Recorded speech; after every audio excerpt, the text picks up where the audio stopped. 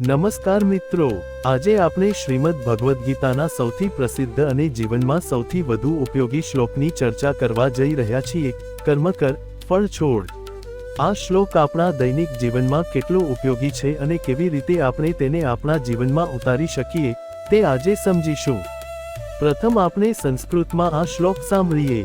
એ માં ફલેષુ કદાચન માં તે એવે કર્મણ્યેવાધિકારસ્તે માં ફલેષુ કદાચન માં કર્મફલ હેતુર્ભુર્માં તે સંગોત્સ્ત્વ કર્મણી. આ ભગવદ્ ગીતાના બીજા અધ્યાયનો 47મો શ્લોક છે, જ્યાં ભગવાન શ્રીકૃષ્ણ અર્જુનને કર્મયોગનો મહત્વપૂર્ણ ઉપદેશ આપે છે. શ્લોકનો અર્થ. આ શ્લોકનો સરળ ગુજરાતીમાં અર્થ શું છે, ચાલો સમજીએ. તારો અધિકાર ફક્ત કર્મ કરવામાં જ છે, ફળમાં કદી નહીં. તું કર્મના ફળનો હેતુ ન બન અને તારી અકર્મમાં પણ આસક્તિ ન હોવી જોઈએ. આ શ્લોકમાં 4 મહત્વપૂર્ણ સંદેશા છે. કર્મણ્યેવાધિકારસ્તે તારો અધિકાર માત્ર કર્મમાં છે. માં ફલેષુ કદાચન ફળમાં તારો કદી અધિકાર નથી. માં કર્મફલ હેતુર્ભુ તું કર્મના ફળનો હેતુ બની જઈશ નહીં. માં તે સંગોસ્ત્વકર્મણી તને અકર્મમાં પણ આસક્તિ ન હોવી જોઈએ. શ્લોકની પૃષ્ઠભૂમિ. આ શ્લોક કહેવાયો તે સમયે શું પરિસ્થિતિ હતી? કુરુક્ષેત્રના મેદાનમાં યુદ્ધ શરૂ થવાની તૈયારીમાં અર્જુન પોતાના સગા સંબંધીઓ, ગુરુજનો અને પ્રિયજનોને સામે જોઈને મોહમાં પડી ગયો. તે યુદ્ધ કરવા તૈયાર નહોતો. તેને લાગ્યું કે આ યુદ્ધ જીતીને પણ શું ફાયદો? રાજ્ય મળશે, પણ પોતાના પ્રિયજનોને ગુમાવીને. આવી પરિસ્થિતિમાં ભગવાન શ્રીકૃષ્ણે તેને આ અમૂલ્ય ઉપદેશ આપ્યો, તારું કર્તવ્ય કર, પરિણામની ચિંતા છોડી દે. પ્રથમ સિદ્ધાંત, કર્મમાં જ અધિકાર. કર્મણ્યેવાધિકારસ્તે. આ વાક્ય આપણને શું શીખવે છે? આપણો અધિકાર, આપણી શક્તિ, આપણું નિયંત્રણ માત્ર આપણા પ્રયત્નોમાં જ છે. આપણે કેટલી મહેનત કરીએ છીએ, કેટલા સમય સુધી કરીએ છીએ, કેટલી તન્મયતાથી કરીએ છીએ, આ બધું આપણા હાથમાં છે. વ્યવહારિક ઉદાહરણ. એક વિદ્યાર્થી છે, તે પરીક્ષા માટે અભ્યાસ કરે છે. તેનો અધિકાર શું છે? કેટલા કલાક અભ્યાસ કરવો, કેવી રીતે અભ્યાસ કરવો, કેટલી તન્મયતાથી અભ્યાસ કરવો, કયા વિષયો પર ધ્યાન કેન્દ્રિત કરવું. પણ પરીક્ષાનું પરિણામ તેના હાથમાં છે? ના, કારણ કે પરિણામ અનેક બાબતો પર આધાર રાખે છે, પ્રશ્નપત્રની રચના, તેની તબિયત, વાતાવરણ વગેરે. બીજો સિદ્ધાંત, ફળમાં અધિકાર નથી. માં ફલેષુ કદાચન ફળમાં તારો કદી અધિકાર નથી. આ શા માટે? કારણ કે પરિણામ અનેક પરિબળો પર આધારિત છે, જે આપણા નિયંત્રણની બહાર છે. ખેડૂતનું ઉદાહરણ. ખેડૂત ખેતરમાં બિયારણ વાવે છે.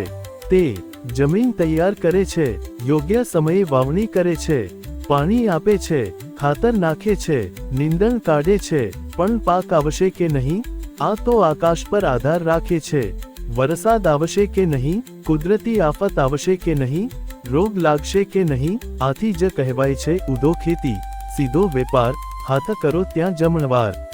ત્રીજો સિદ્ધાંત, ફળ હેતુ ન બનવું. માં કર્મફલ હેતુર્ભુ તું કર્મના ફળનો હેતુ ન બન. આનો અર્થ એ નથી કે આપણે લક્ષ્ય ન રાખવું. આનો અર્થ એ છે કે આપણે ફક્ત ફળની જ ઈચ્છાથી કર્મ ન કરવું. શું થાય છે જ્યારે આપણે ફક્ત ફળ માટે કર્મ કરીએ? તણાવ વધે છે, દરેક પળે પરિણામની ચિંતા. આનંદ ગુમાવીએ છીએ, કર્મના આનંદની ઉપેક્ષા. ગુણવત્તા ઘટે છે, ફક્ત પરિણામ પર ધ્યાન, પ્રક્રિયા પર નહીં. નિરાશા મળે છે, અપેક્ષિત પરિણામ ન મળે તો. આધુનિક ઉદાહરણ. એક યુટ્યુબર વિડિયો બનાવે છે. જો તે ફક્ત વ્યૂઝ અને સબસ્ક્રાઇબર્સ જોઈને જ વિડિયો બનાવે તો શું થાય? તે ટ્રેન્ડની પાછળ ભાગે, ઓરિજિનલિટી ગુમાવે. જો વ્યૂઝ ન મળે તો નિરાશ થાય, કન્ટેન્ટની ગુણવત્તા ઘટે. પણ જો તે સારું કન્ટેન્ટ બનાવવા પર ધ્યાન કેન્દ્રિત કરે, પરિણામ છોડી દે, તો સફળતા આપમેળે આવે. ચોથો સિદ્ધાંત, અકર્મમાં પણ આસક્તિ નહીં. માં તે સંગોસ્ત્વકર્મણી તને અકર્મમાં પણ આસક્તિ ન હોવી જોઈએ. આનો અર્થ શું છે? કેટલાક લોકો એવું વિચારે છે કે જ્યારે પરિણામ આપણા હાથમાં નથી, તો પછી કર્મ જ શા માટે કરવું? આળસ કરી દઈએ. આ પણ ખોટું છે. ભગવાન કહે છે, ન તો પરિણામની ચિંતા કર અને ન તો આળસમાં પડી જા. કર્મ કરવાનું ચાલુ રાખ. આળસનું ઉદાહરણ. કોઈ વ્યક્તિ વિચારે, મારે નોકરી માટે અરજી કરવી છે, પણ મળશે કે નહીં ખબર નથી, તો પછી શા માટે મહેનત કરવી? આ ખોટું વિચારણ છે. આપણે પ્રયત્ન કરવાનું ચાલુ રાખવું જોઈએ, પરિણામ ભલે મળે કે ન મળે. આધુનિક જીવનમાં ઉપયોગ. ચાલો સમજીએ કે આ શ્લોક આજના જમાનામાં કેવી રીતે ઉપયોગી છે. 1. કામકાજમાં. તમે ઓફિસમાં પ્રોજેક્ટ પર કામ કરો છો. તમારું ધ્યાન શ્રેષ્ઠ કામ કરવા પર હોવો જોઈએ. પ્રમોશન મળશે કે નહીં તેના પર નહીં. જો તમે સારું કામ કરશો, પ્રમોશન આપમેળે આવશે. 2. શિક્ષણમાં. વિદ્યાર્થીઓએ જ્ઞાન મેળવવા પર ધ્યાન કેન્દ્રિત કરવું જોઈએ, ફક્ત માર્ક્સ પર નહીં. જ્ઞાન મળશે તો માર્ક્સ આપમેળે આવશે. 3. વ્યવસાયમાં. વેપારીએ ગ્રાહકોને શ્રેષ્ઠ સેવા આપવા પર ધ્યાન કેન્દ્રિત કરવું જોઈએ, ફક્ત નફા પર નહીં. સારી સેવા આપશો તો નફો આપમેળે આવશે. 4. સંબંધોમાં. પરિવારમાં આપણે પ્રેમ અને સંભાળ આપવા પર ધ્યાન કેન્દ્રિત કરવું જોઈએ, બદલામાં શું મળશે તેના પર નહીં. નિસ્વાર્થ પ્રેમ આપો, પરિણામ સુંદર આવશે. 5. આરોગ્યમાન. નિયમિત વ્યાયામ અને સારો આહાર લો. પરિણામ તરત ન દેખાય તો પણ નિરાશ ન થાઓ. કર્મ કરતા રહો, આરોગ્ય સુધરશે. સામાન્ય ભૂલો અને શંકાઓ. શંકા 1. શું આનો અર્થ એ છે કે આપણે મહત્વાકાંક્ષી ન બનવું? જવાબ: ના. મહત્વાકાંક્ષા હોવી જોઈએ, પણ તેની સાથે પરિણામની ચિંતા ન હોવી જોઈએ. સ્વપ્ન જોવો, પણ પ્રક્રિયામાં આનંદ લો. શંકા 2. જો પરિણામ મહત્વનું નથી, તો પછી આયોજન કેમ કરવું? જવાબ: આયોજન અને પ્રયત્ન કરવા એ આપણો અધિકાર છે, પણ આયોજન મુજબ જ બનશે એવી અપેક્ષા ન રાખવી. લવચીક રહેવું. શંકા 3. શું આનો અર્થ એ છે કે આપણે નિષ્ક્રિય બની જવું? જવાબ: બિલકુલ નહીં. સક્રિયતાથી કર્મ કરો, પણ પરિણામની ચિંતા વિના. સક્રિયતા અને નિર્લિપ્તતા બંને સાથે.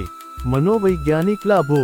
જ્યારે આપણે આ સિદ્ધાંતનું પાલન કરીએ તો શું થાય? 1. તણાવ ઘટે છે. પરિણામની ચિંતા ન હોવાથી માનસિક દબાણ ઘટે છે. આપણે શાંતિથી કામ કરી શકીએ છીએ. 2. કામની ગુણવત્તા વધે છે. જ્યારે આપણે પ્રક્રિયા પર ધ્યાન કેન્દ્રિત કરીએ છીએ, કામ વધુ સારું થાય છે. 3. આનંદ વધે છે. કર્મના આનંદની અનુભૂતિ થાય છે. દરેક પળનો આનંદ માણી શકીએ છીએ. 4. નિરાશા ઓછી થાય છે. અપેક્ષા ઓછી હોવાથી નિરાશા પણ ઓછી થાય છે. 5. સફળતા વધુ મળે છે. વિચિત્ર રીતે, જ્યારે આપણે પરિણામની ચિંતા છોડીએ, ત્યારે સફળતા વધુ મળે છે. પ્રેરક ઉદાહરણો. સચિન તેંડુલકર. સચિન કહે છે, હું દરેક બોલ પર સેન્ચુરી માટે નહીં, પણ તે બોલનો શ્રેષ્ઠ જવાબ આપવા માટે રમતો હતો. તે પ્રક્રિયા પર ધ્યાન કેન્દ્રિત કરતો, પરિણામ આપમેળે આવતું. A.P.J. અબ્દુલ કલામ. કલામ સાહેબ કહેતા, સ્વપ્ન તે નથી જે તમે ઊંઘમાં જુઓ, સ્વપ્ન તે છે જે તમને ઊંઘવા ન દે. પણ સાથે સાથે તેઓ કર્મ પર ભાર મૂકતા, પરિણામ પર નહીં. Steve jobs. જોબ્સ કહેતા, The only way to do great work is to love what you do. જ્યારે આપણે કર્મને પ્રેમ કરીએ, પરિણામ આપમેળે આવે. કેવી રીતે આપણે આ સિદ્ધાંતનો અમલ કરી શકીએ?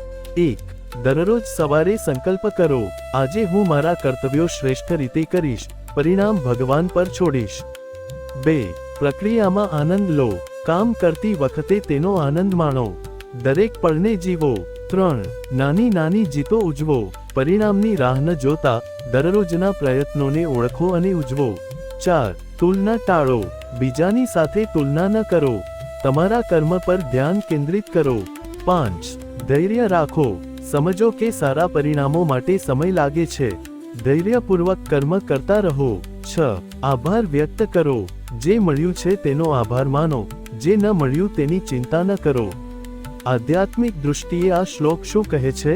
કર્મનું ફળ આપવાનું કામ ઈશ્વરનું છે, આપણું નહીં. આપણે તો માત્ર નિમિત્ત માત્ર છીએ. જેમ એક અભિનેતા નાટકમાં પોતાનો ભાગ ભજવે છે, પણ નાટકનો ડાયરેક્ટર કોઈ અન્ય છે. આ સમજણથી અહંકાર ઓછો થાય છે, નમ્રતા આવે છે, ઈશ્વર પ્રત્યે શરણાગતિ આવે છે, આંતરિક શાંતિ મળે છે. મિત્રો, આ કર્મ કર, ફળ છોડ એ માત્ર એક શ્લોક નથી, આ જીવનનો મંત્ર છે. આજથી જ શરૂઆત કરો, તમારા કર્તવ્યોને ઓળખો, શ્રેષ્ઠ પ્રયત્નો કરો, પરિણામ ઈશ્વર પર છોડી દો, પ્રક્રિયાનો આનંદ માણો, ધૈર્ય રાખો. યાદ રાખો, આપણી મહેનત કદી વ્યર્થ જતી નથી. જો આજે પરિણામ ન મળ્યું તો કાલે મળશે, જો આ જન્મમાં ન મળ્યું તો આવતા જન્મમાં મળશે, પણ સારા કર્મોનું ફળ નક્કી મળે છે. અંતમાં એક સુંદર વાત, જેમ સૂરજ ઉગે છે પોતાનું કર્તવ્ય કરે છે અને અસ્ત થઈ જાય છે, તેમ આપણે પણ પોતાનું કર્તવ્ય કરીએ અને નિર્લિપ્ત રહીએ. તો મિત્રો, આશા છે કે આજનો વિડિયો તમને ઉપયોગી લાગ્યો હશે.